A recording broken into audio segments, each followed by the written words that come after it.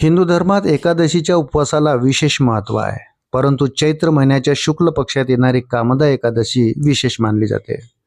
मान्यतेनुसार हा उपवास सर्व इच्छा पूर्ण करतो आणि अजाणतेपणी झालेल्या पापापासून मुक्ती देतो। पंचांगानुसार यंदा रविवार दिनांक 29 मार्च रोजी कामदा एकादशीचा उपवास पाळला जाणार आहे।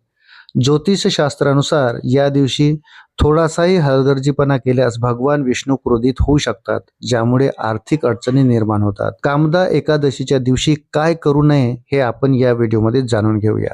कामदा एकादशीच्या दिवशी भात खाऊ नये।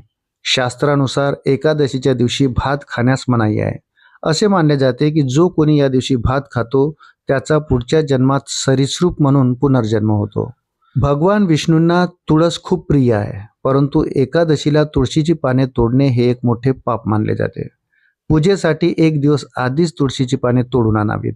या दिवशी तुळशीच्या रोपाला पाणी अर्पण करणे शुभ मानले जाते, परंतु त्याला स्पर्श करणे टाळावे।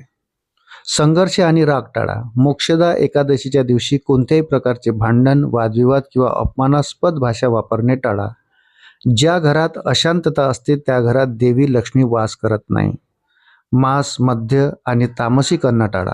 या पवित्र दिवशी कांदा, लसूण, मांस आणि मद्य यांचे सेवन करण्यास सक्त मनाई आहे।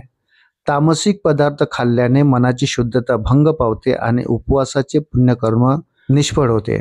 ब्रह्मचर्याचे पालन करणे आणि केस न कापणे। एकादशीच्या दिवशी दाढी करणे, केस कापणे किंवा नखे कापणे अशुभ मानले जाते। याशिवाय या दिवशी पूर्ण ब्रह्मचर्य पाळले पाहिजे। आर्थिक लाभ होण्यासाठी काय करावे? भगवान विष्णूंना पिवळा रंग प्रिय आहे, म्हणून पूजेच्या वेळी पिवळे कपडे परिधान करावे। या दिवशी ब्राह्मणांना किंवा गरजूंना धान्य, फळे किंवा तीळ दान केल्याने शाश्वत पुण्य प्राप्त होते। संध्याकाळी तुळशीच्या रोपाजवळ तुपाचा दिवा लावा आणि ओम नमो भगवते वासुदेवाय या मंत्राचा जप करा। मित्रांनो, व्हिडिओ जर आवडला असेल तर व्हिडिओला लाईक आणि चॅनलला सबस्क्राईब करायला विसरू नका। भेटूया पुन्हा अशाच महत्त्वपूर्ण माहितीसोबत। तोपर्यंत धन्यवाद।